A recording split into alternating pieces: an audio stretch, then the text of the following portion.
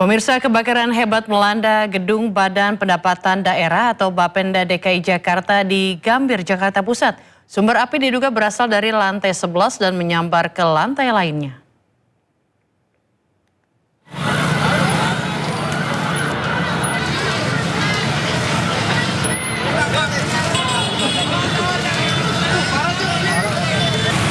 Kebakaran hebat melanda gedung-gedung Badan Pendapatan Daerah atau Bapenda DKI Jakarta di Jalan Abdul Muiz Gambir, Jakarta Pusat. Kobaran api melumat bagian sisi luar gedung. Banyaknya material yang mudah terbakar membuat amukan si jago merah kian mengganas. Api merembet dari satu lantai ke lantai lainnya.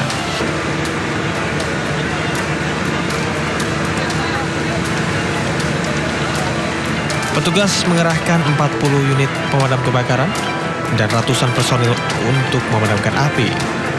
Petugas sempat terkendala angin kencang dan tingginya gedung.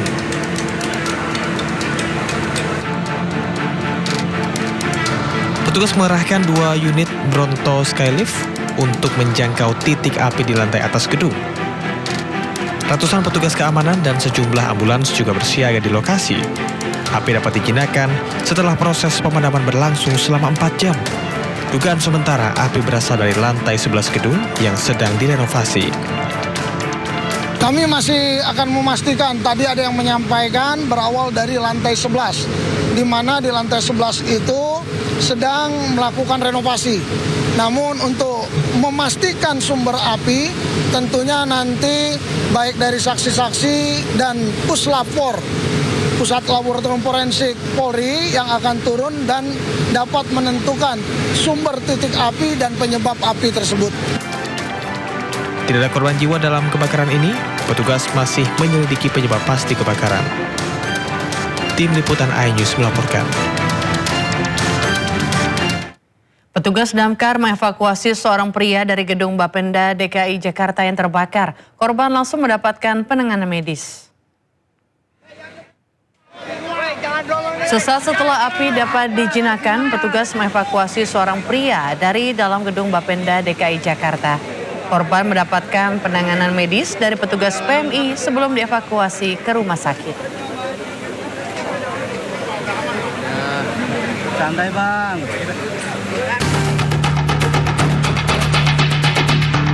Keributan antara sesama warga negara asing terjadi di depan sebuah kafe di Jalan Krekot 1, Pasar Baru, Sawah Besar, Jakarta Pusat.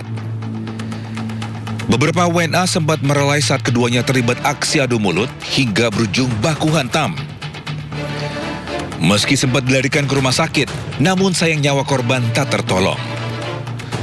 Kanit Reskrim Polsek Sawah Besar, Jakarta Pusat, Ibtu Muhammad Asaugi menyatakan, keributan bermula saat korban pria berkewarganegaraan negara Kamerun berinisial FY tengah berada di dalam sebuah kafe bersama sejumlah rekannya.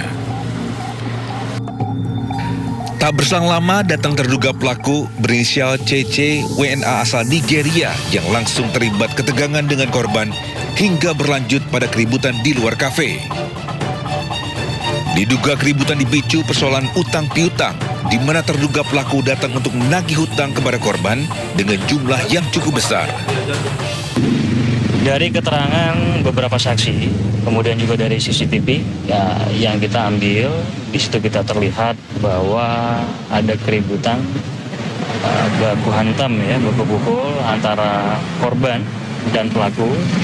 Mungkin itu juga yang memicu sehingga korban meninggal juga. Kini terduga pelaku masih menjalani pemeriksaan di ruang penyidik Polsek Sawah Besar dengan didampingi translator. Dari Jakarta Pusat, Rani Sanjaya, iNews melaporkan. Polda Metro Jaya pastikan ratusan senjata yang ditemukan di salah satu sekolah swasta di Jakarta Selatan merupakan jenis senapan angin dan hanya satu yang diduga jenis senjata api. Selain itu, pemilik dari senjata api ini sudah meninggal dunia.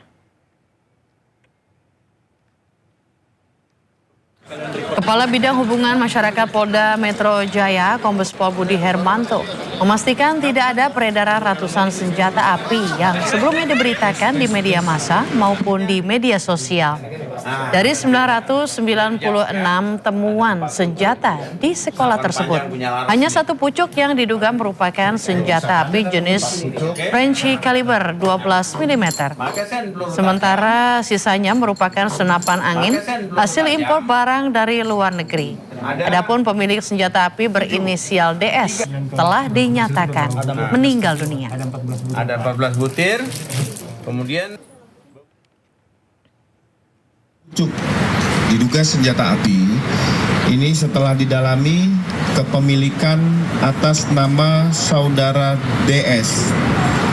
Dari hasil pendalaman, Direktorat Intelkam Subdit Luasenda menemukan bahwa saudara DS sudah meninggal dunia. Ya, pengamat pendidikan Ubaid Matraji menilai lingkungan sekolah seharusnya menjadi tempat yang paling aman bagi peserta didik. Ia mempertanyakan pengawasan sekolah dan dinas pendidikan terkait dengan penemuan ratusan pucuk senjata di sekolah. Menurut saya sekolah harus menjadi tempat yang aman bagi anak-anak ya. Dengan ditemukannya senjata di gudang sekolah ini tentu merisaukan kita semua termasuk orang tua dan masyarakat. Bagaimana ada benda yang membahayakan berada di lingkungan sekolah dan bisa melukai anak-anak bahkan mengancam keselamatan nyawa anak-anak. Ini semua mempertanyakan bagaimana peran sekolah, bagaimana peran pengawas sekolah, dinas pendidikan. Kok sampai ada senjata di lingkungan sekolah, kemudian ini bisa... Asal-usul ratusan senjata api dan airsoft gun yang ditemukan di sekolah swasta di kawasan Kebayoran Lama, Jakarta Selatan masih menjadi misteri. Pihak yayasan mengaku tidak mengetahui riwayat barang tersebut.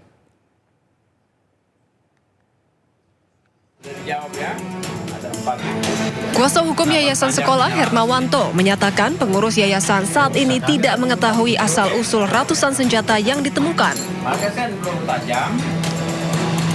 Berdasarkan keterangan para guru, selama ini tidak pernah ada kegiatan ekstrakurikuler menembak di sekolah.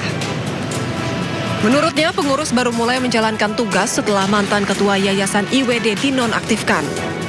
Kami itu pihak pengurus baru tidak mengetahui sama sekali keberadaan senjata itu sampai kami menemukannya.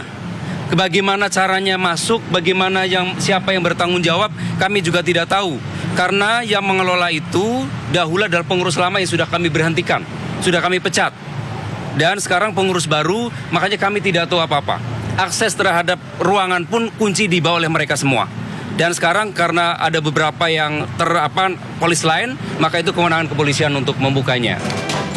Sementara dari pemeriksaan polisi ditemukan 776 airsoft gun, 215 pistol airsoft gun, 4 pucuk senapan angin, serta 1 pucuk senjata api merek Francispa, laras panjang pabrikan, berikut M4 carbine, serta AK-47 dan FN-90, serta sejumlah dokumen. Jadi selain barang-barang yang ditemukan di lokasi juga ada dokumen. Terkait dokumen-dokumen ini tentunya penyelidik Satreskrim sedang melakukan penyelidikan dan pendalaman. Langkah kami ini TKP di yayasan, informasi yang kami dapat dari yayasan, kami melangkah berawal dari keterangan pihak yayasan. Dan kemarin sudah ada saksi yang diinterogasi untuk menelusuri tindak lanjut dari temuan ini. Hingga kini penyelidikan masih berlangsung dan polisi akan mendalami seluruh keterangan dari masing-masing pihak untuk mengungkap asal-usul serta status hukum barang-barang tersebut. Dari Jakarta, tim liputan iNews melaporkan.